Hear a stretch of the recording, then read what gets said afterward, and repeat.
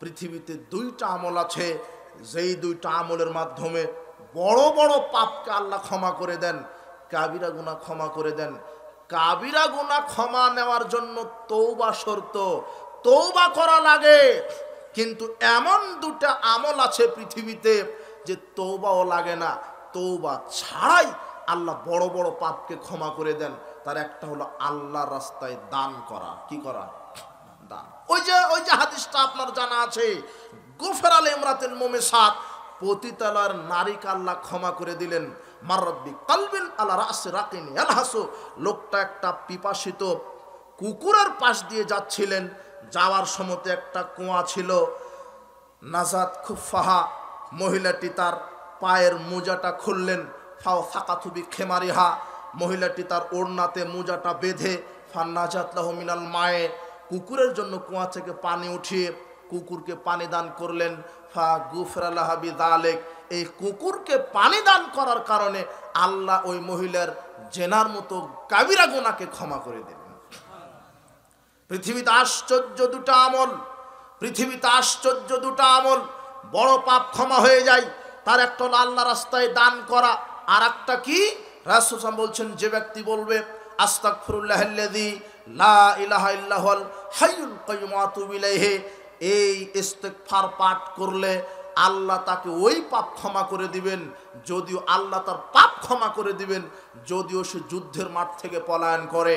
যুদ্ধের মাঠ থেকে পলায়ন করা কাবিরা গুনাহ। তার মানে দুটি আশ্চর্য আমল, আল্লাহ রাস্তায় দান করা আর ইস্তিগফার পাঠ করা।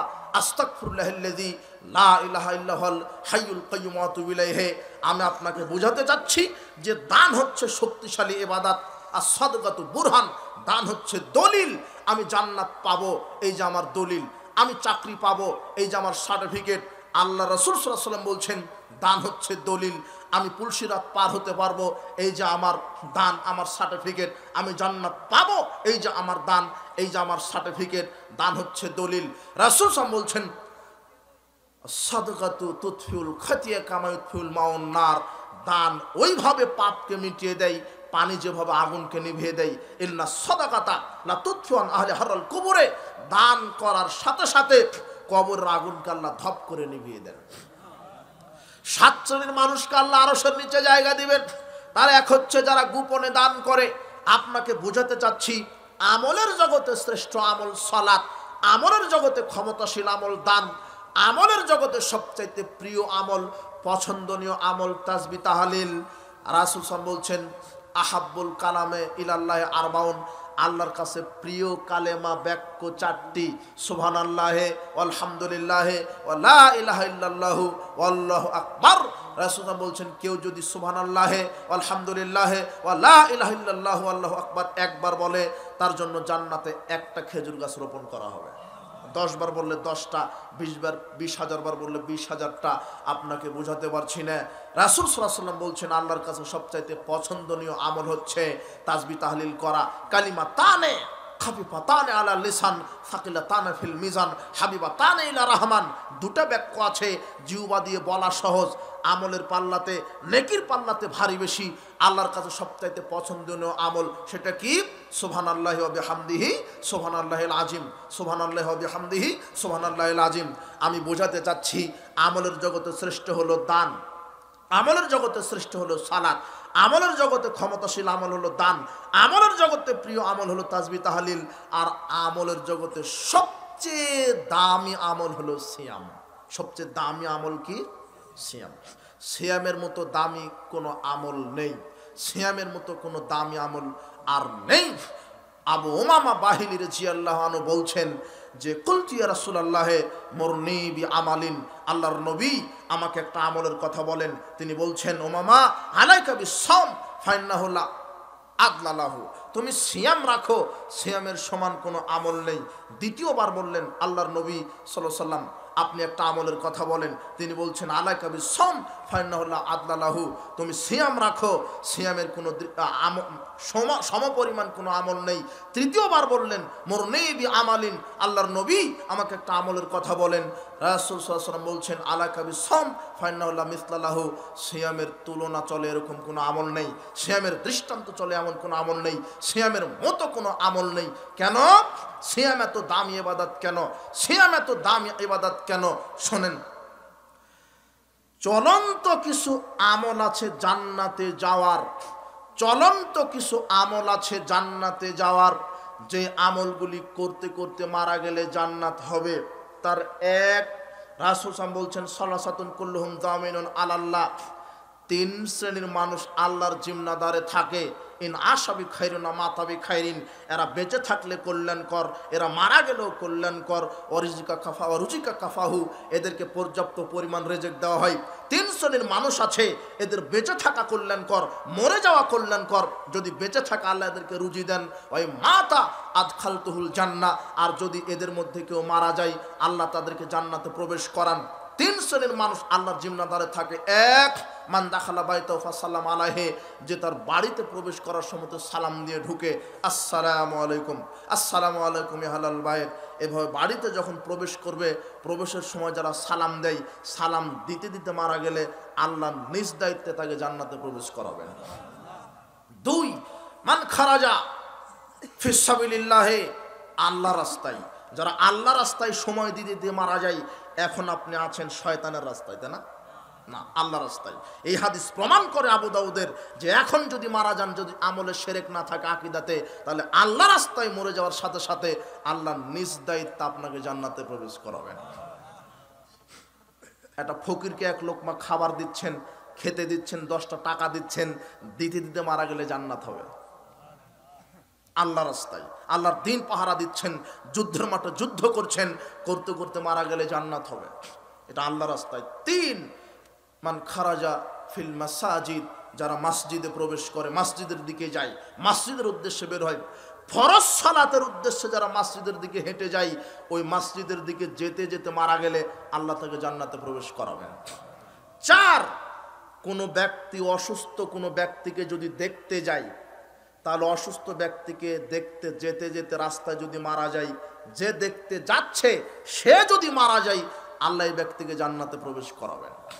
5, আপনি যদি কোনো আলেম, কোনো পরহেজগার ব্যক্তিকে ভালোবাসেন আল্লাহর জন্য, এই পরহেজগার ব্যক্তিকে শুধু আল্লাহর জন্য সাক্ষাতের জন্য যাচ্ছেন, আমি লোকটাকে খুব ভালোবাসি, একটু সাক্ষাৎ করব, পরহেজগার ব্যক্তির সাথে আপনি দেখা করতে যাচ্ছেন, যেতে যেতে মারা গেলে আল্লাহ আপনাকে জান্নাতে প্রবেশ করাবেন।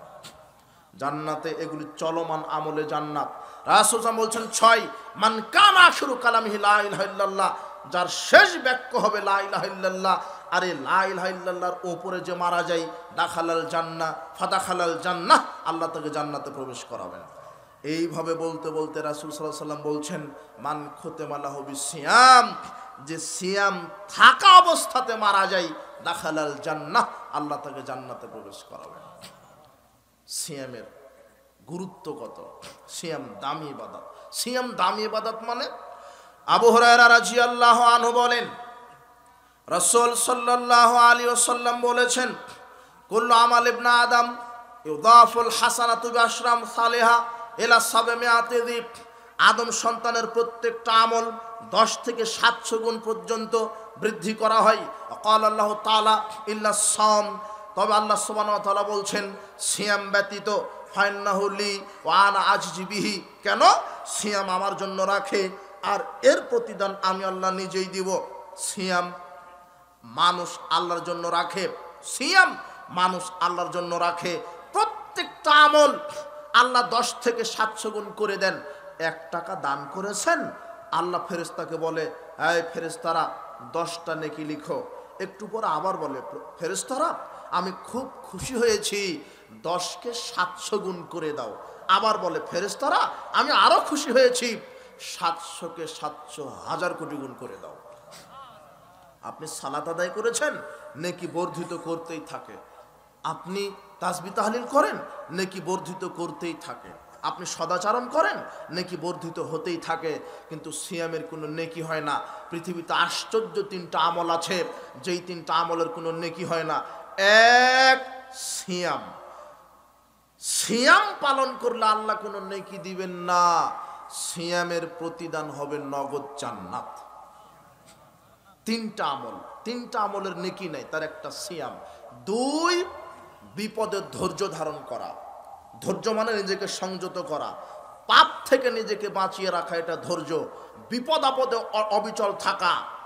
আপনার গাভীটা মারা গেছে, সংসারে ক্ষতি হয়েছে, ফসল নষ্ট হয়েছে, আপনি অসুস্থ, আপনার স্ত্রী অসুস্থ, আপনি বিপদে ধৈর্য ধারণ করেন, আল্লাহর উপরে ভরসা করেন। আপনার ছেলেটা সকালে আপনার সুন্দর ফুটফুটে বাচ্চা প্রসব করেছে, আপনার স্ত্রী সন্ধ্যায় মারা গেছে, আপনি ধৈর্য ধারণ করেন। বাচ্চা দিয়েছেন আল্লাহ, আবার নিয়ে নিলেন কে? আল্লাহ। এই জন্য রাসূল বলছেন আযাব আল আমরিল মুমিন, মুমিনের জীবনটা, মুমিনের কার্যকলাপটা আশ্চর্যজনক। যদি তার কল্যাণপ্রাপ্ত সুখবর সে শোনে তখনও বলে আলহামদুলিল্লাহ, আর যখন তার জীবনে কোনো বিপদ চলে আসে তখনও বলে আলহামদুলিল্লাহ, এরপরে ধৈর্য ধারণ করে। আপনি বিপদে ধৈর্য ধারণ করুন। আপনার অসুস্থতা, আপনার পরিবারের ছেলে মেয়ে স্ত্রী অসুস্থ, পিতামাতা অসুস্থ, ধৈর্য ধারণ করেন। আপনাকে আল্লাহ রোগ দিয়ে, শোক দিয়ে, ক্ষুধা দিয়ে, সব দিয়ে পরীক্ষা করবেন, আপনি বিপদে ধৈর্য ধারণ করেন। আপনার স্বামী আপনাকে অত্যাচার করে, আপনি ধৈর্য ধারণ করেন, আল্লাহর কাছে দোয়া করেন। আপনার স্ত্রী আপনার সাথে অত্যাচার করে, আপনি আল্লাহর কাছে দোয়া করেন, ধৈর্য ধারণ করেন। বিপদে অবিচলতার প্রমাণ দেন। যদি ধৈর্য ধারণ করতে পারেন, একজন আপনাকে গালি দিচ্ছে, আপনি পাল্টা তাকে গালি দিয়েন না, ও গালি দিচ্ছে দিক, যদি সে অপরাধী হয় তার জন্য আল্লাহর কাছে বিচার দিয়ে দেন, তার জন্য হেদায়েতের দোয়া করেন, আপনি গালি দিতে যায়েন না। আবু বকর রাদিয়াল্লাহু আনহুকে এক ব্যক্তি খুব গালি দিচ্ছে, রাসূল সাল্লাল্লাহু আলাইহি ওয়াসাল্লাম পাশ থেকে হাসছেন। আবু বকর রাদিয়াল্লাহু আনহু ধৈর্য বাঁধ যখন ভেঙে গেল, আবু বকর রাদিয়াল্লাহু আনহু তখন ওই লোকের কথার উত্তর দিতে লাগলেন। তখন রাসূল সাল্লাল্লাহু আলাইহি ওয়াসাল্লাম উঠে চলে যাচ্ছেন। আবু বকর রাদিয়াল্লাহু আনহু বলছেন, আল্লাহর নবী, লোকটা যখন আমাকে অকথ্য ভাষায় গালি দিচ্ছিল, আপনি হাসছিলেন কেন? আমি যখন তার কথা পাল্টা জবাব দিলাম, আপনি উঠে যাচ্ছেন মানে? তখন রাসূল সাল্লাল্লাহু আলাইহি ওয়াসাল্লাম বলছেন, শোনো আবু বকর, যখন তোমাকে ওই লোকটা গালি দিচ্ছিল, তখন আল্লাহ তোমাকে সহযোগিতা করার জন্য একটা ফেরেশতা পাঠিয়ে দিয়েছিল। সেই ফেরেশতা তোমার হয়ে তাকে গালি দিচ্ছিল, কিন্তু তুমি নিজেই যখন দায়িত্ব উঠিয়ে নিলে, ফেরেশতাও চলে যাচ্ছে। আমি চিন্তা করলাম, আমি থেকে কি লাভ, আমিও চলে যাচ্ছি। তার মানে আপনাকে যদি কেউ গালি দেয়, ধৈর্য ধারণ করেন, আল্লাহর কাছে বিষয়টা ন্যস্ত করেন। আপনি যদি বিপদে ধৈর্য ধারণ করতে পারেন, আল্লাহ বলছেন হাদিসে কুদসি, আপনি আদম ইন সাবারতা তাসাবতা ইনদা সাদমাতিল উলা, হে আদমের বাচ্চারা শোনো, তোমরা যদি বিপদে প্রথমেই ধৈর্য ধারণ করতে পারো, লোকটা গালি দিচ্ছে দিক, আপনি উত্তর দিয়েন না। আপনার যে ধৈর্যই তো আপনার নাই। একটা গাড়ি আর একটা গাড়ির সাথে লাগিয়ে দিল, আপনি অকথ্য ভাষায় গালি দিলেন। আপনার স্ত্রী একটা বেগুন গাছ লাগিয়েছিল, ওই যে ডোবার ধারে বেগুন গাছ লাগিয়েছিল, প্রতিবেশীর একটা ছাগলে বেগুন গাছ খেয়ে নিয়েছে, 5 টাকা দামের একটা বেগুন গাছ। তখন আপনার স্ত্রী অভিশাপ দেওয়া শুরু করলো, ওর ছাগল মরা যায় না কেন, ওর ছেলের ল্যাংড়া হয় না কেন, ওর সংসারে ধ্বংস করে না কেন আল্লাহ, ওর ছেলের চোখ কানা করে না কেন আল্লাহ। দেখেন আকাশ পরিমাণ অভিশাপ দেওয়া শুরু করলো। এভাবে একটা বেগুন গাছ খেয়েছে, একটা কলা গাছ খেয়ে নিয়েছে গরু, তখন 2 ঘন্টা গালি দিচ্ছে। আপনি আবার অফিস থেকে, তারপরে মাঠ থেকে ফিরে এসে আপনি আরো 2 ঘন্টা চালালেন। এই 4 ঘন্টা চালানোর পরে বলছেন খালেদার মাও, হয়েছে, এখন ধৈর্য ধারণ করো। তো এর নাম তো ধৈর্য নয়। ইনদা সাদমাতিল উলা, ধৈর্য হতে হবে প্রথমেই। খেয়েছে, আপনি বেড়া দিয়ে সুন্দর করে রাখেন। যার ছাগলটা খেয়েছে তাকে বলেন, বোন বা চাচা বা চাচি, আপনার ছাগলটা আমার এই গাছটা খেয়েছে, আর যেন না খাই, এইভাবে বেঁধে রাখবেন। সুন্দর আচরণ দেখাতে হবে। আপনি 5 টাকার বেগুন গাছ খেয়েছে, আকাশ পরিমাণ অভিশাপ দিয়ে দিলেন। জি না, ওই নারী জাহান্নামে যাবে যেই নারী বেশি বেশি অভিশাপ দেয়, ওই নারী জাহান্নামে যাবে যেই নারী স্বামীর অবাধ্যতা দেখায়, ওই নারী জাহান্নামে যাবে যেই নারী বেপরদায় চলে, যেই নারী গীবাত করে, পরনিন্দা করে। রাসূল সাল্লাল্লাহু আলাইহি ওয়াসাল্লামকে বলছেন আল্লাহর নবী, ইন্না ফুলানাতা তুসকারু মিন কাসরাতি সালাতি ওয়া সিয়ামি ওয়া যাকাতিহা, আল্লাহর নবী, আমি অমুক মহিলা সম্পর্কে জানি, খুব বেশি পরহেজগারিতা দেখাই, সালাত আদায় করে, সিয়াম পালন করে, দান সাদকা করে, গায়রান্না তুজি জিরানাহা বিলিসানিহা, তবে মহিলাটি এই জিহ্বা দিয়ে প্রতিবেশীকে অভিশাপ দেয়, এই জিহ্বা দিয়ে প্রতিবেশীর গীবাত করে, পরনিন্দা করে, প্রতিবেশীর সাথে ঝগড়া করে। রাসূল সাল্লাল্লাহু আলাইহি ওয়াসাল্লাম বলছেন হিয়া ফিন্নার, ওই মহিলা যতই সালাত আদায় করুক, সিয়াম পালন করুক, দান করুক, কেউ যদি মুখ দিয়ে মানুষের অভিশাপ করে, মানুষকে অভিশাপ দেয়, গালি দেয়, গীবাত করে, ঝগড়া করে, অশ্লীল ভাষা প্রয়োগ করে, মিথ্যা কথা বলে, অপবাদ দেয়, তাহলে ওই ব্যক্তিটা জাহান্নামে চলে যাবে। তাহলে কি লাভ হবে? এই জন্য সাবধান, আপনি ধৈর্য ধারণ করেন। আল্লাহ বলছেন, হে আদমের বাচ্চারা শোনো, প্রথমে যদি ধৈর্য ধারণ করতে পারো, লাম আদালাকা সাওয়াবান, আমি তোমাকে নেকি দিয়ে সন্তুষ্ট করব না, ধৈর্যের প্রতিদান আমি আল্লাহ নগদ দিব, জান্নাত। 2, 3 হজ্জুল মাবরুর, কবুল হজ। কবুল হজের কোনো নেকি নাই, সরাসরি জান্নাত। হজ কবুল হয়ে গেলে প্রতিদান কি? জান্নাত। বলছিলাম সিয়ামের গুরুত্বটা বোঝাতে গিয়ে 3 শ্রেণীর আমল আছে, কোনো নেকি হয় না, তার একটা সিয়াম। সিয়ামের প্রতিদান আল্লাহ নিজে দেন। ইয়াদাও শাওয়াতাও তামাহু, রাসূল বলছেন সায়েমেরা আল্লাহর ভয়ে খানা পিনা থেকে বিরত থাকে, আল্লাহর ভয়ে। ওয়ালা খালফু ফামিস সায়েমে আতিয়াবু ইনদাল্লাহি মিন রিহিল মিস্ক, রাসূল সাল্লাল্লাহু আলাইহি সাল্লাম বলছেন সায়েমের মুখের দুর্গন্ধটা আল্লাহর কাছে মিস্কের আম্বারের চাইতেও সুগন্ধিময় হয়। সায়েম ফারহাতান, সায়েমের জন্য 2টা আনন্দের বিষয়, ইনদা ফিতরিহি, ইফতার করার সময়, ইনদা লিকাই রাব্বিহি।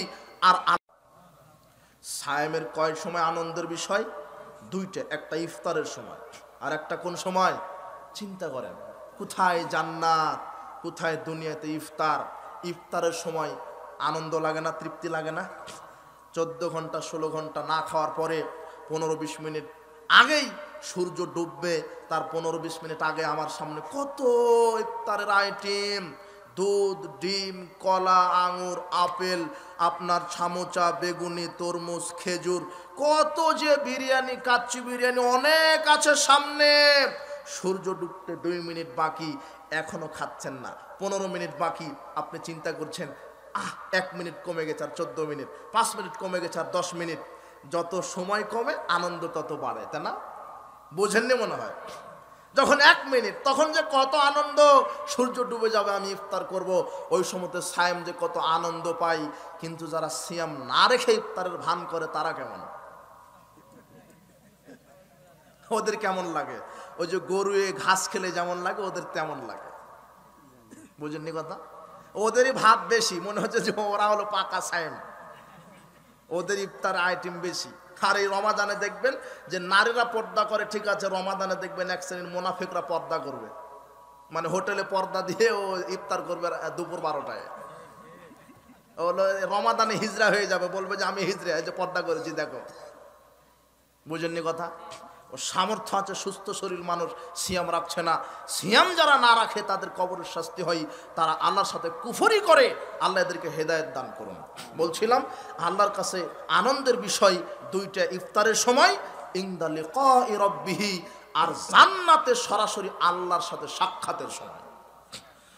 রাসূল সাল্লাল্লাহু বলছেন ইযা কানা ইয়াউমু সাওমি আহাদিকুম, তোমাদের মধ্যে কেউ যখন সিয়াম রাখবে, ফালা ইয়ারফুস ওয়ালা ইয়াসখাব, কেউ যেন অশ্লীল বাক্য প্রয়োগ না করো, কাউকে যেন গালি না দাও। ফাইন সাব্বাহু আও কাতালাহু আহাদুন, যদি কেউ তোমাদেরকে গালি দেয় বা ঝগড়া করে, ফালিয়াকুল ইন্নী ইমরাউন সায়েম, তখন তোমরা বলো আমরা সায়েম আছি। সিয়াম থাকা অবস্থায় কারো গীবত করতে পারবেন না, সিয়াম থাকা অবস্থায় মিথ্যা কথা বলতে পারবেন না, অপবাদ দিতে পারবেন না, ঝগড়া করতে পারবেন না। রাসূল সাল্লাল্লাহু আলাইহি ওয়াসাল্লাম বলছেন মাল্লাম ইয়াদা কাউলা জুরে ওয়াল আমালা বিহে, যে সিয়াম থাকা অবস্থায় মিথ্যা কথা কর্ম ছাড়তে পারলো না, পাপ কর্ম ছাড়তে পারলো না, ফালাইসা লিল্লাহি হাজাতুন ফি ইয়াদাতুনা শারাবাহু, আল্লাহর কাছে তার না খেয়ে থাকা আর না পান করার কোনো প্রয়োজন। সিয়াম আছেন, সিয়ামের বাংলাটা হলো বিরত থাকা। সিয়ামের বাংলা কি? শুবে সাদিক থেকে নিয়ে সূর্য ডোবা পর্যন্ত যাবতীয় অশ্লীল কর্মকাণ্ড, স্ত্রী সম্ভোগ থেকে, পাপাচারমূলক কাজ থেকে, খানাপিনা থেকে বিরত থাকার আরবি নাম হলো সিয়াম। সিয়াম শুধু না খেয়ে থাকার নাম নয়। সিয়াম আছেন আর একজনকে গালি দিচ্ছেন, সিয়াম আছেন অপরের গীবত করছেন, সিয়াম আছেন চোখ দিয়ে জেনা চর্চা করছেন, সিয়াম আছেন পরকিয়া করছেন, সিয়াম আছেন গীবত করছেন, সিয়াম আছেন সুদের অঙ্ক করছেন, সিয়াম আছেন দাড়ি চাচ্ছেন, এগুলি সব সিয়াম আছেন। মোবাইল টিভিতে গান বাজনা শ্রবণ করছেন। অনেকে বলে সিয়াম থেকে দিন কাটে না, তাই ল্যাংটা নারী দেখে দিন কাটায়। ওর না খেয়ে থাকা, না পান করার আল্লাহর কাছে কোনো প্রয়োজন সিয়ামের নেকি পাবে না। এই জন্য সাবধান, সিয়ামকে মূল্যায়ন করেন। সায়ামের মর্যাদা অনেক। বিচার মাঠে আল্লাহ সায়ামদেরকে জান্নাত দিবেন। ইন্না ফিল জান্নাতে সামানিয়াতু আবওয়াবিন, জান্নাতের 8টি দরজা আছে। ইউসাম্মার রায়ান, একটা দরজার নাম হচ্ছে রায়ান। ইয়াদখুলু মিনুস সায়ামুনা ইয়াওমাল কিয়ামা, শুধু যারা সায়েম তারাই জান্নাতে রায়ান নামক দরজা দিয়ে প্রবেশ করবে, আর কেউ প্রবেশ করবে না। বলছিলাম আল্লাহ সুবহানাহু ওয়া তাআলা রাসূল সাল্লাল্লাহু আলাইহি ওয়াসাল্লামের মাধ্যমে অনেক সিয়ামের গুরুত্ব ফজিলত সম্পর্কে হাদিস বর্ণনা করেছেন। কাজে রমাদানকে আমরা মূল্যায়ন করব ফরজ সিয়াম পালনের মাধ্যমে, কোরআন তেলাওয়াতের মাধ্যমে, দান খয়রাতের মাধ্যমে, ইতিকাফের মাধ্যমে, উমরার মাধ্যমে। রাসূল সাল্লাল্লাহু আলাইহি ওয়াসাল্লাম বলছেন, যে ব্যক্তি রমাদানে উমরা করলো সে যেন আমার সাথে হজ করলো। যাদের সামর্থ্য আছে রমাদানে উমরার নিয়ত উমরা করতে যাবেন, আল্লাহ তৌফিক দান করুন, আল্লাহুম্মা আমিন। এই জন্য সিয়াম রাখতে হবে। এখন সিয়ামের গুরুত্বপূর্ণ কয়েক মিনিট মাসলা মাসাইল। আল্লাহ সুবহানাহু ওয়া তাআলা বলছেন, ফামান কানা মিনকুম মারিদান আও আলা সাফারিন, তোমাদের মধ্যে কেউ যদি রমাদানে অসুস্থ হয়ে পড়ে অথবা সফরে থাকে, তাহলে সে অন্যান্য দিনগুলিতে কাজা আদায় করবে। আপনি লক্ষ্য করেন মোটামুটি 5 শ্রেণীর মানুষের উপর থেকে আল্লাহ সিয়াম উঠিয়ে নিয়েছেন। আপাতত সাময়িকের জন্য 5 শ্রেণীর মানুষের উপর থেকে সিয়াম উঠিয়ে নিয়েছেন। সিয়ামের বিধান কারো যদি ছুটে যায় তাহলে সিয়ামের বিধান 3 ভাগে। সিয়ামের কাফারা আদায় করতে হয়। 1, সিয়াম পূরণ করতে হলে কারো উপরে কাফারা ওয়াজিব হয়। সিয়াম পূরণে কারো উপরে ফিদিয়া ওয়াজিব হয়। সিয়াম পূরণে কারো উপরে কাজা ওয়াজিব হয়। 3টা সিয়ামের বিধান 5 শ্রেণীর মানুষের উপরে। 1, আল্লাহ বলছেন, তোমাদের মধ্যে কেউ যদি অসুস্থ রোগী হও, অসুস্থ ব্যক্তি রোগী যারা, এদের উপর থেকে আল্লাহ সিয়াম উঠিয়ে নিয়েছেন। খুব লক্ষ্য করেন, মনোযোগ দেন। রোগী, তবে রোগী 2 ধরনের, ক্ষণস্থায়ী, চিরস্থায়ী। ক্ষণস্থায়ী মানে রমাদান এসেছে, 5টা 7টা সিয়াম রাখতে হঠাৎ অসুস্থ হয়ে পড়েছেন, হসপিটালে 1 সপ্তাহ ভর্তি ছিলেন, অথবা এমন অসুস্থ যে অসুখের কারণে 2টা 4টা 5টা সিয়াম রাখতে পারেননি। এটা সাময়িক অসুস্থ। অসুস্থতার কারণে যেই কয়টা সিয়াম ছুটে যাবে, আপনি এই সিয়ামটা আপনার উপরে কাজা আদায় করা ওয়াজিব হবে। যেই কয়টা সিয়াম অসুস্থতার কারণে রাখতে পারেননি, মোটা যদি 5টা হোক 7টা হোক, এই 5টা 7টা সিয়াম কাজা আদায় করবেন, সময়সীমা আগামী রমাদান আসা পর্যন্ত। বুঝতে পারেন? আর চিরস্থায়ী রোগী, যেই রোগ ভালো হওয়ার সম্ভাবনা নাই, এই চিরস্থায়ী রোগীদের উপরে ফিদিয়া ওয়াজিব হবে। ফিদিয়া কি? একজন মিসকিনকে, ফকিরকে খাওয়িয়ে দেবেন পেট পুরে, এটা ফিদিয়া। একটা সিয়াম সমান একজন মিসকিন। একদিনে 30টা ফকিরকে খাওয়িয়ে দেন, তাহলে 30টা সিয়ামের কাফারা হয়ে যাবে। যারা চিরস্থায়ী রোগী, যারা চিরস্থায়ী, যে রোগ ভালো হওয়ার সম্ভাবনা নেই, এরা একটা সিয়াম বদলে ফিদিয়া দিবে, একজন ফকির অথবা মিসকিনকে খাওয়াবে। বুঝতে পারেননি মনে হয়? এটা চিরস্থায়ী রোগী। আর যারা অস্থায়ী, 2 দিন 5 দিন অসুস্থতার কারণে সিয়াম রাখতে পারেননি, তারা কাজা আদায় করবেন সময়সীমা আগামী রমাদান আসা পর্যন্ত। তাহলে 1, রোগী অসুস্থ, এই ব্যক্তির উপর থেকে আপাতত সিয়াম উঠিয়ে নেওয়া হয়েছে। 2, মুসাফির, মুসাফিরের উপর থেকে আল্লাহ সিয়াম উঠিয়ে নিয়েছেন। কোনো জরুরি কাজে সফরে গেছিলেন, সফরে থাকার কারণে যদি 5টা 7টা সিয়াম ছুটে যায়, সফরে যেই কয়দিন ছিলেন ওই কয়দিনের সিয়াম রাখতে পারেননি, ওই কয়টা আপনার উপরে কাজা আদায় করা ওয়াজিব। ওই কয়টা কাজা আদায় করবেন সময়সীমা আগামী রমাদান পর্যন্ত। তাহলে রোগী হলো, মুসাফির হলো। 3, গর্ভবতী স্ত্রী, গর্ভবতী স্ত্রী আর স্তন্যধাত্রী মা, গর্ভবতী স্ত্রী আর স্তন্যধাত্রী মা, এদের উপর থেকে আল্লাহ সিয়াম উঠিয়ে নিয়েছেন। কেমন করে? একটা মহিলা পেটে বাচ্চা ধারণ করে, যদি পেটে বাচ্চা থাকে, তার উপর থেকে সিয়াম উঠিয়ে নিয়েছেন। গর্ভবতী স্ত্রী, স্তন্যধাত্রী মা, যেই কয়দিন গর্ভ ধারণ করতে আর দুধ পান করাতে সময় রাখে, এই সময় তাকে সিয়াম আদায় করতে হবে না। মোটামুটি একটা মহিলা গর্ভে সন্তান ধারণ করে 10 মাস আর দুধ পান করায় 2 বছর, এই মোটামুটি 3 বছর। কত বছর? 3 বছর। 3 বছরে একটা মহিলা কয়টা সিয়াম রাখতে পারলো না? 90টা। বলেন তো কয়টা? 90টা। তাহলে এই 90টা সিয়াম এই মহিলা কাজা আদায় করতে পারে, কাজা আদায় করবে। তবে কিছু কিছু মুহাদ্দিসগণ বলছেন এরা ফিদিয়া দিলেও হয়ে যাবে। তবে ফিদিয়া কখন দিবে?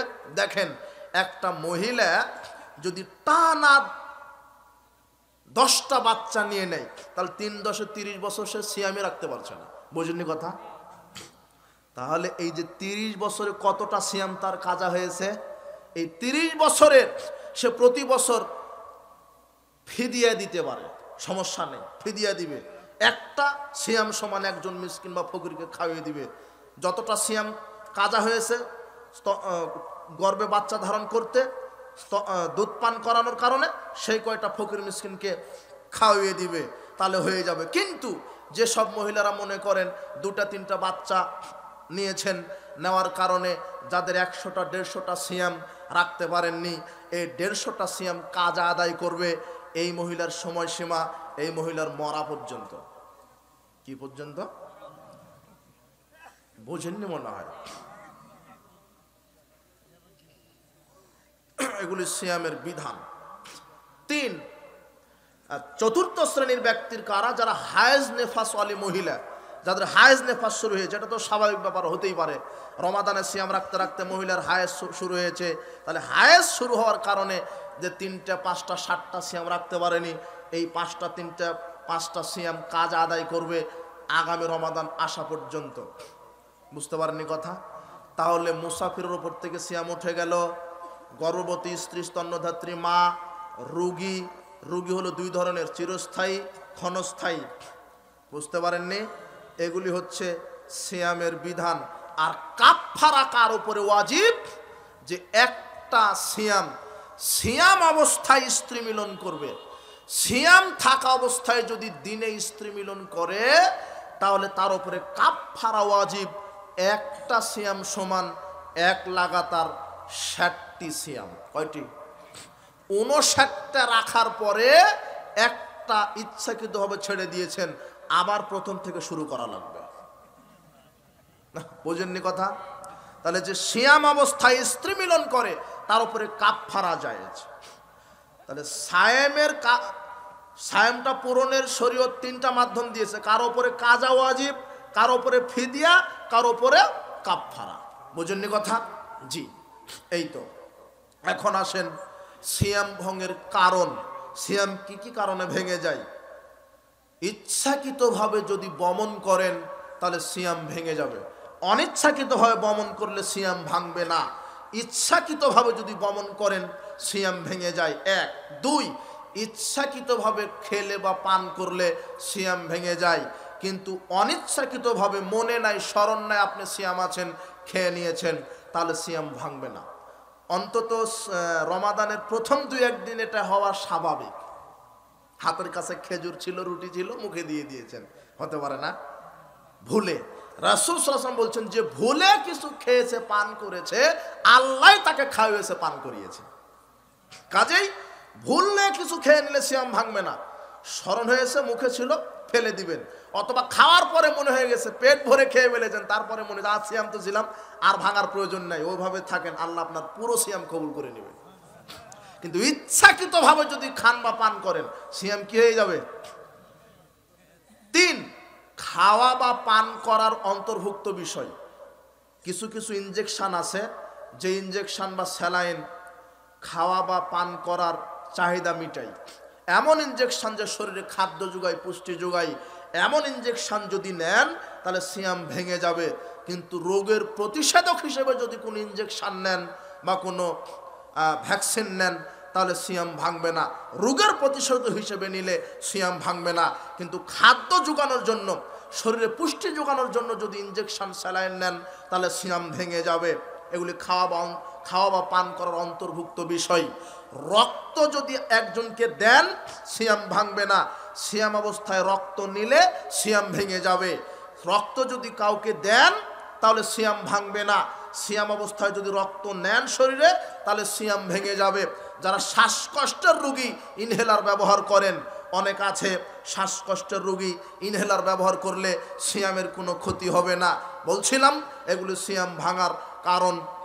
আপনাকে মনে রাখতে হবে, যারা খাওয়া বা পান করার অন্তর্ভুক্ত বিষয় যদি থাকে সিয়াম ভেঙে যাবে। এরপরে কি, সিয়াম অবস্থায় স্ত্রী মিলন করলে সিয়াম ভেঙে যায়। সিয়াম অবস্থায় স্ত্রী মিলন করলে সিয়াম ভেঙে যায়। তারপরে সিয়াম ভঙ্গের আর একটা কারণ কি, হস্তমৈথুন করলে সিয়াম ভেঙে যায়। হস্তমৈথুন যদি করেন তাহলে সিয়াম ভেঙে যায়। এগুলো সিয়াম ভঙ্গের কারণ। রক্ত বের হয়ে গেছে শরীর থেকে, অনেকে বলে সিয়াম দুর্বল হয়েছে, ব্রাশ করা যাবে না সিয়াম থেকে টুথপেস্ট দিয়ে, এগুলো সব ভুল ধারণা। ব্রাশ করতে পারেন, যদি কেটে যায় রক্ত বের হয়ে যায় সিয়ামের ক্ষতি হবে না। অনেকে বলে সিয়াম থাকা অবস্থায় বেশিক্ষণ পানিতে থাকা যাবে না, তাহলে সিয়াম দুর্বল হয়। জি না, সিয়ামের দুর্বল অদুর্বল নয়, ভাঙলে একবারে ভাঙবে, না হলে সবই ঠিক থাকবে। বোঝেননি কথা? বেশিক্ষণ পানিতে থাকলে সিয়াম দুর্বল হয়, রক্ত বের হলে সিয়াম দুর্বল হয়। তারপরে ব্রাশ করতে দাঁত থেকে রক্ত বের হলে সিয়াম দুর্বল হয়। সিয়াম থাকা অবস্থায় টুথপেস্ট দিয়ে ব্রাশ করা যায় না। জি না, আপনি ব্রাশ করতে পারেন, কোনো সমস্যা নেই। এই অবস্থা সিয়াম ভঙ্গের কারণের প্রতি আপনি লক্ষ্য রাখবেন। এরপরে সংক্ষেপে ইফতার এবং সাহারি, ইফতার এবং সাহারি সম্পর্কে কথা। রাসূল সাল্লাল্লাহু আলাইহি ওয়াসাল্লাম বলছেন, আনাস রাদিয়াল্লাহু আনহু বলেন, রাসূল সাল্লাল্লাহু আলাইহি ওয়াসাল্লাম বলেছেন, তাসাহহারু ফাইন্না ফিস সাহরি বারাকাত, তোমরা সাহারি খাও, তোমরা সাহারি খাও, সাহারিতে বরকত রয়েছে। তোমরা সাহারি খাও, সাহারিতে বরকত রয়েছে। ইন্নাহা বারাকাতুন, সাহারির ভিতরে বরকত রয়েছে। তাসাহহারু ওয়ালাউ বিজুরআতিন মিন মাইন, তোমরা এক ঢুক পানি হলেও সাহারি খাও, এক ঢুক পানি হলেও সাহারি খাও। রাসূল সাল্লাল্লাহু আলাইহি ওয়াসাল্লাম বলছেন, ফাসলু মা বাইনা সিয়ামিন ওয়া সিয়ামি আহলিল কিতাব আকলাতু সাহারে, ইহুদি খ্রিস্টান আর আমাদের মধ্যে পার্থক্য হলো সিয়ামে সাহারি খাওয়া। ইহুদি খ্রিস্টানও সিয়াম রাখে, তবে তারা সাহারি খায় না। আমরা সাহারি খেয়ে ইহুদি খ্রিস্টানের বিরোধিতা করব। রাসূল সাল্লাল্লাহু আলাইহি ওয়াসাল্লাম বলছেন, শোনো, ইন্নাল্লাহা ওয়া মালাইকাতাহু ইউসাল্লুনা আলাল মুতাসাহহিরিন, যারা প্রভাতে উঠে সাহারি খায় আল্লাহ তাদের উপরে রহমত দয়া নাজিল করেন, আর ফেরেশতা তাদের জন্য আল্লাহর কাছে ক্ষমা প্রার্থনা করেন।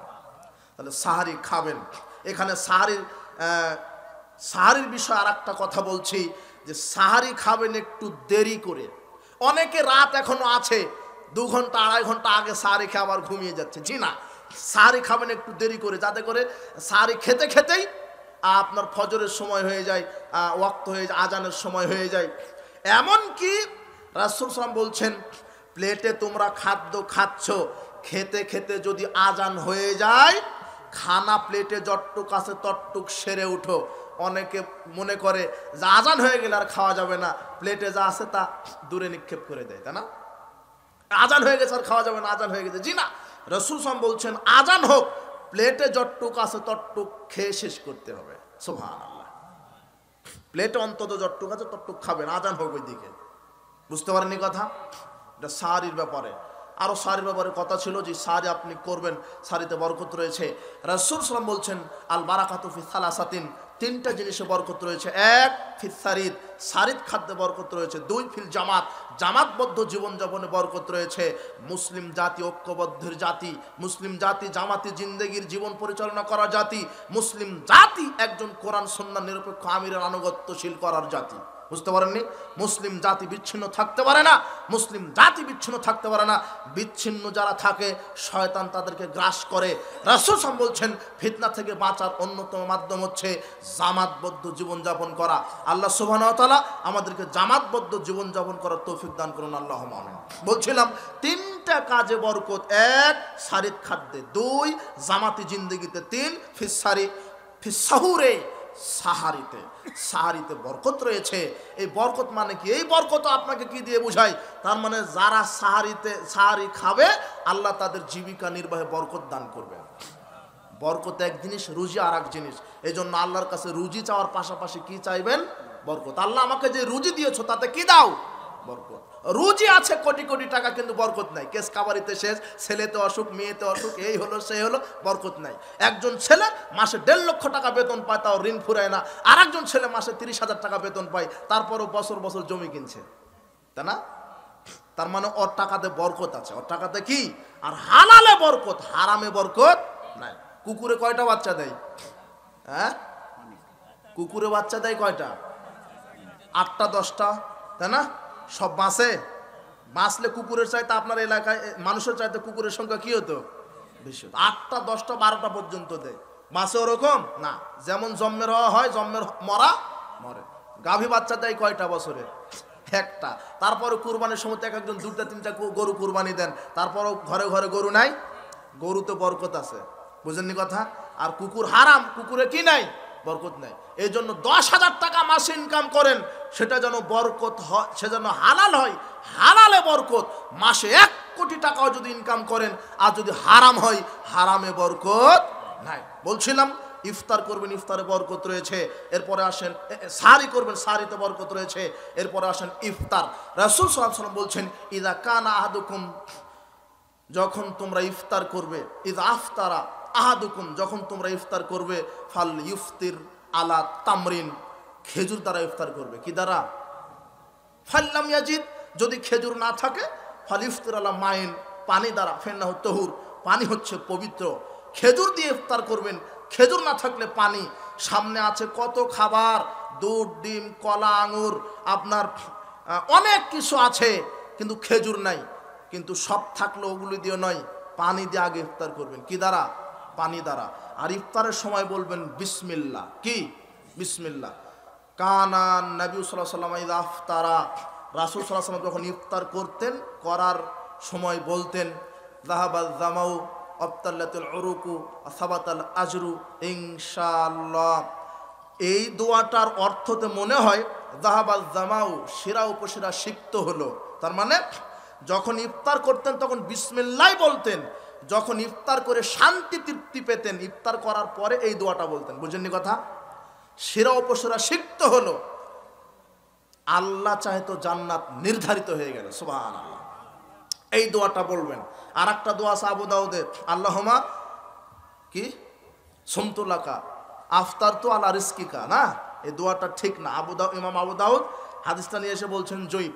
ডাক্তার যদি প্রেসক্রিপশন লিখে বলেন যে ওষুধ খেলে মারা যাবেন, খাবেন? তো যারা হাদিসের বর্ণনা করেছে তারা বলছে হাদিসটা আমলযোগ্য নয়, তাহলে কি প্রয়োজন?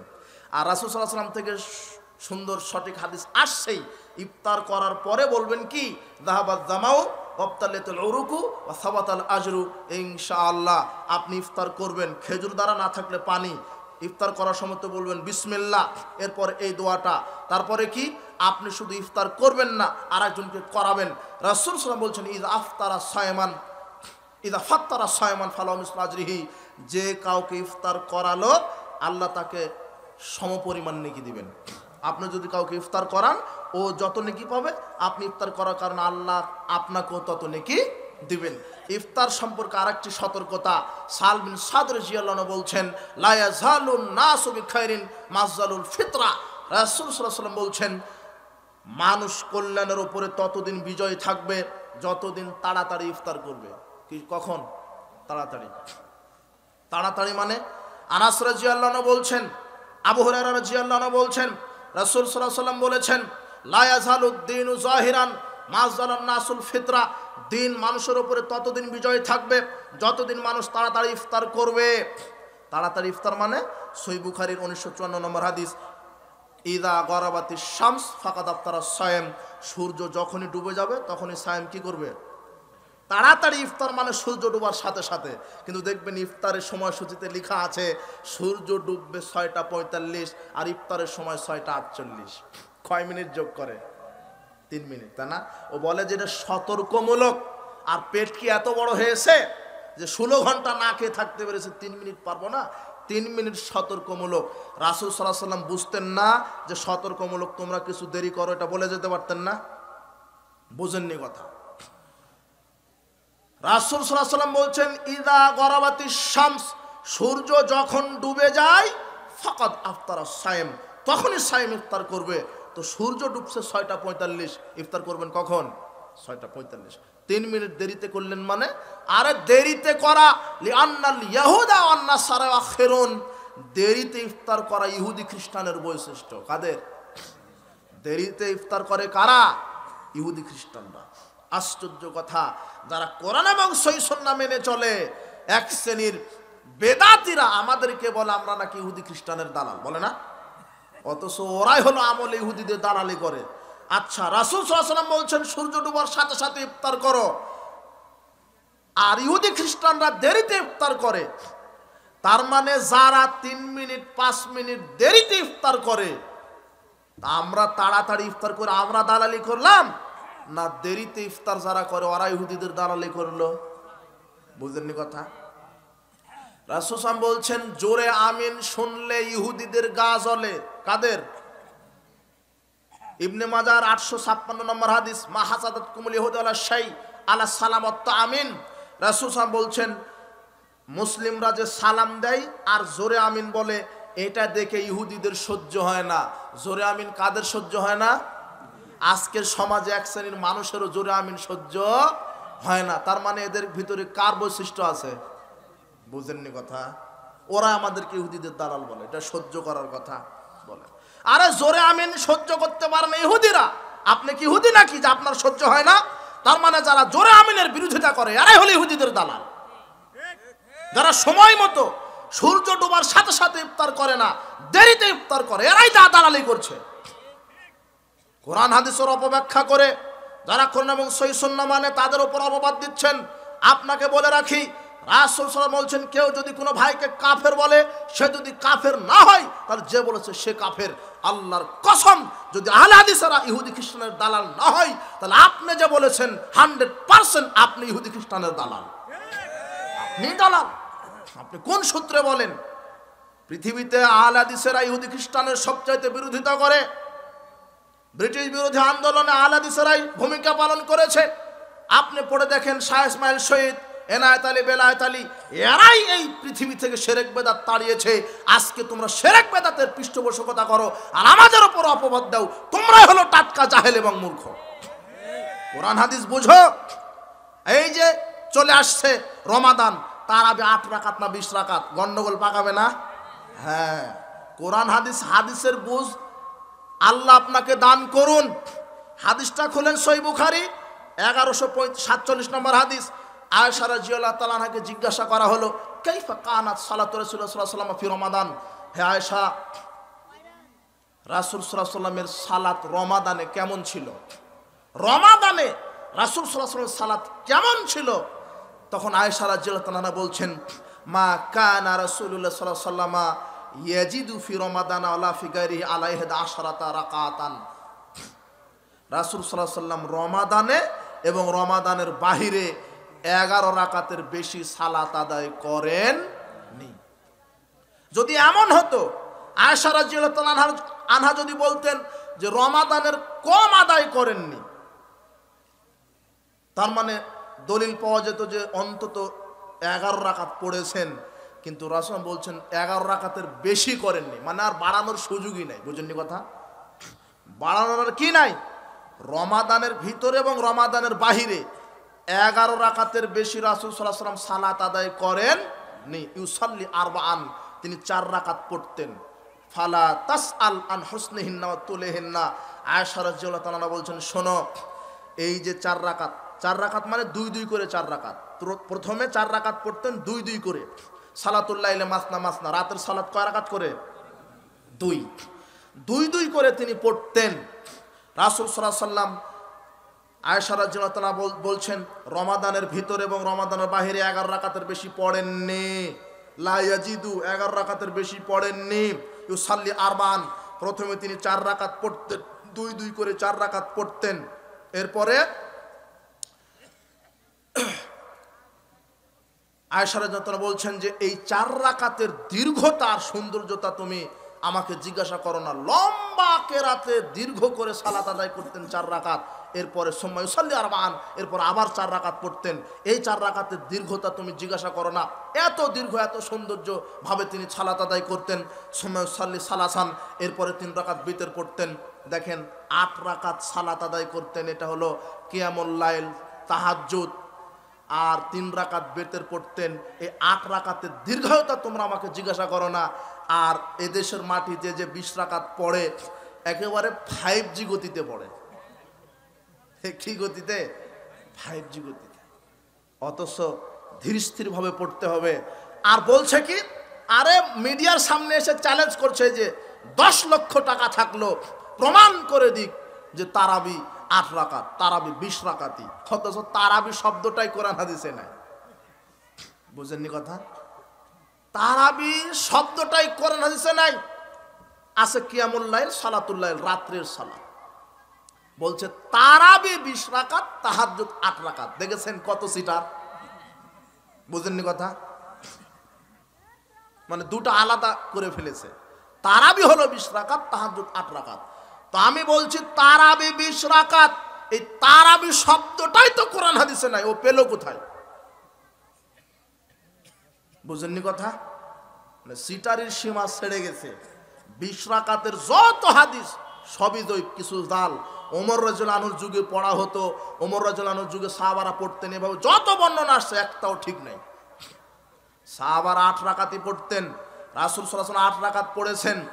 তো তারাবি 20 রাকাত, তাহাজ্জুদ 8 রাকাত যদি হয়, তো রাসূল সাল্লাল্লাহু আলাইহি ওয়াসাল্লাম রমাদানের শেষ সপ্তাহে 23, 25, 27 এই 3টা রাত্রিতে তিনি সালাত আদায় করলেন। আবু দাউদের 1375 নম্বর হাদিস, সাহাবী বলছেন যে প্রথম 23-এ রমাদান আমাদেরকে নিয়ে সালাত আদায় করলেন রাত্রির প্রথম অংশ পর্যন্ত। 25-এ রমাদান রাত্রে আমাদেরকে নিয়ে সালাত আদায় করলেন রাত্রের দ্বিতীয় অংশ পর্যন্ত। 27-এর সাহাবারা বলছেন ফালা কি?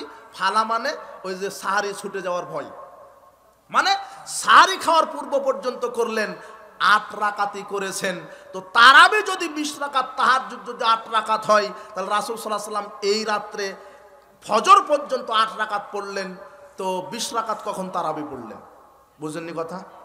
20 রাকাত কখন পড়লেন? উনি তো 8 রাকাতই পড়েছেন। আর এটাই স্পষ্ট, আল্লাহ এদেরকে এই হাদিসের বুঝদান করুন। আয়েশা রাদিয়াল্লাহু আনহা বলছেন রমাদানে এবং রমাদানের বাহিরে 11 রাকাতের বেশি পড়তেন না। এখন এই হাদিস ইবারত করার পরে বলছেন আরে এটা হলো তাহাজ্জুদ, তারাবি হলো 20 রাকাত। তো তারাবি 20 রাকাত কই, কোথায় পড়েছেন? তো এই যে 27-এ রমাদান তিনি 8 রাকাত পড়লেন এশা থেকে নিয়ে ফজর পর্যন্ত, এটা তো 8 রাকাতই পড়লেন, তাহলে তাহাজ্জুদ পড়েছেন। তারাবি কখন পড়লেন? বুঝেননি কথা? তার মানে দুই সালাত নয়, একটাই সালাত। মুহাদ্দিসগণ বলছেন প্রথম রাত্রে পড়লে হবে তারাবি, ঘুম থেকে উঠে হুজুদুন মানে যেটা ঘুম থেকে উঠে পড়া হয় সেটা হলো তাহাজ্জুদ। একটাই সালাত, নাম হয়েছে বৈশিষ্ট্যগত নাম, তারাবি দিয়েছেন।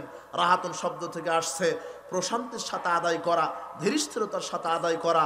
কাজেই তারাবি বলেন, তাহাজ্জুদ বলেন, কিয়ামুল লাইল বলেন, 8 রাকাতই। এরপরে 3 রাকাত বিতর পড়তেন, 1 রাকাত পড়তেন, 5 রাকাত পড়তেন, 7 রাকাত বিতর পড়তেন, ওটা সমস্যা নেই। কিন্তু মৌলিক রাত্রের সালাত 8 রাকাত। কয় রাকাত? আল্লাহ এই বুখারীর এই হাদিসের বুঝ সকলকে দান করুন, আমিন। বলছিলাম আল্লাহ সুবহানাহু ওয়া তাআলা আমাদেরকে কোরআন এবং সহিহ সুন্নাহ মেনে চলার তৌফিক দান করুন। সাহারি, ইফতার, রমাদানকে মূল্যায়ন করবেন বেশি বেশি তওবা ইস্তেগফারের মাধ্যমে। রমাদানকে মূল্যায়ন করবেন যাদের সামর্থ্য আছে উমরার মাধ্যমে। রমাদানকে মূল্যায়ন করবেন, ফরজ সিয়াম তো রাখবেনই। রমাদানকে মূল্যায়ন করবেন কোরআন, বেশি বেশি কোরআন তেলাওয়াত করবেন। রমাদানকে মূল্যায়ন করবেন, বেশি বেশি দান সাদকা করবেন। যারা প্রতি রমাদানে ওসুর জাকাত বাহির করেন, এই যে সময় ওসুর জাকাত, এটা বর্তমান মুসলিম সমাজ থেকে প্রায় চলে গেছে। কেউ আর ফসলের ওসুর বাহির করে না, টাকার জাকাত, স্বর্ণরূপের জাকাত দেয় না। তাই তো শয়তান চালু করেছে সুদ ভিত্তিক অর্থনীতি, তাই না? সম্পদের জাকাত বাহির করতে হবে। বলছিলাম আল্লাহ সুবহানাহু ওয়া তাআলা আমাদেরকে কোরআন এবং সহিহ সুন্নাহ মেনে চলার তৌফিক দান করুন, রমাদানকে মূল্যায়ন করার তৌফিক দান করুন। আরেকটি ঘোষণা আলোচনা শেষ করার পূর্বে, দারুল হাদিস আস-সালাফে ইসলামী কমপ্লেক্স, এটা আনন্দপাড়া, ঘাটাইল, টাঙ্গাইল, আমার নিজস্ব প্রতিষ্ঠিত মাদ্রাসা। আলহামদুলিল্লাহ 25 থেকে 30 লক্ষ টাকা ব্যয় করে এমন একটা অন্ধকার জগতে যেখানে শিরক বেদাতের আখড়া, আল্লাহ সুবহানাহু ওয়া তাআলা প্রতিষ্ঠানটি নির্মাণ করার আমাকে তৌফিক দিয়েছেন। বলেন আলহামদুলিল্লাহ। আপনারা দোয়া রাখবেন আল্লাহ যেন এই প্রতিষ্ঠানটি কবুল করেন। হেফজ বিভাগ, নোরানি বিভাগ, নাজারা বিভাগ, প্লে থেকে 10ম শ্রেণী পর্যন্ত, বাংলা, ইংরেজি, আরবি, একেবারে আমাদের সই আকীদা মানহাজের উপরে পড়াশোনা করানো হয়। আমাদের সিলেবাসটা নদাপাড়ার সিলেবাসে, আল মারকাজুল ইসলামিয়া সালাফি, এই সিলেবাসে আমরা বাচ্চাদেরকে পড়াই। কাজেই আপনারা বেশি বেশি দোয়া রাখবেন, সর্বদিক দিয়ে সহযোগিতা করবেন। বিশেষ করে আল্লাহর কাছে দোয়া করবেন যেন মাদ্রাসাটা আল্লাহ কবুল করেন। বুঝতে পেরেছেন? জি, এটা ঘোষণা মাদ্রাসার। এরপরে কি কয়েকটা জিজ্ঞাসা। একজন নামাজি রোজাদার ব্যক্তি বেনামাজি